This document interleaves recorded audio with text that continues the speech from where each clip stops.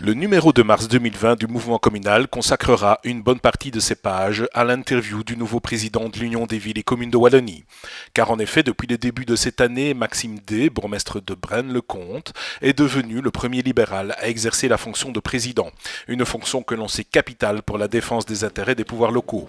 Élu local depuis 2006, âgé de 36 ans, Maxime D est bourgmestre de Braine-le-Comte depuis 2015. Mais c'est en 1998 qu'il a rejoint la section locale du MR aux côtés de Jean-Jacques Flahaux. Dans cette longue interview accordée au mouvement communal à découvrir, le président évoque son historique politique, mais aussi sa vision de l'avenir et des défis locaux, tout en évoquant entre autres la participation citoyenne, l'avenir des pensions locales ou son travail quotidien à la commune de Braine-le-Comte. UVCW-TV propose un petit tour d'horizon avant une lecture plus approfondie dans le mouvement communal. Quand on a l'honneur d'avoir été désigné président de l'Union des villes et communes de Wallonie, c'est une fonction quand même importante. Je trouve qu'on doit respecter cet honneur et s'y engager pleinement. Voilà, moi ici l'idée c'est de faire un peu le rempart aux frustrations. Ça c'est tout l'art du président, bien aidé de la secrétaire générale, mais ça va être d'écouter évidemment les positions des uns et des autres et d'en faire une synthèse qui puisse évidemment convenir à tout le monde.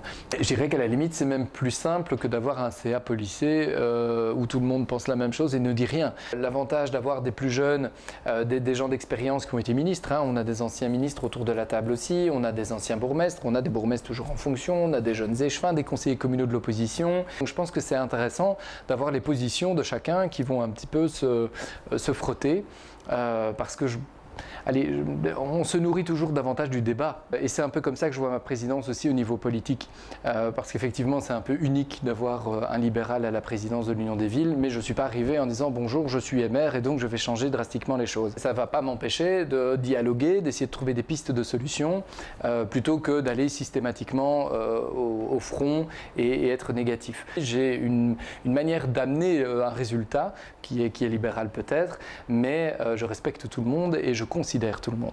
J'insiste là-dessus sur le pluralisme, que l'on soit une petite ou une grande ville ou commune, que soit une commune rurale, une grosse ville urbaine, on doit se sentir respecté, écouté et partie prenante véritablement de l'évolution de nos pouvoirs locaux en Wallonie.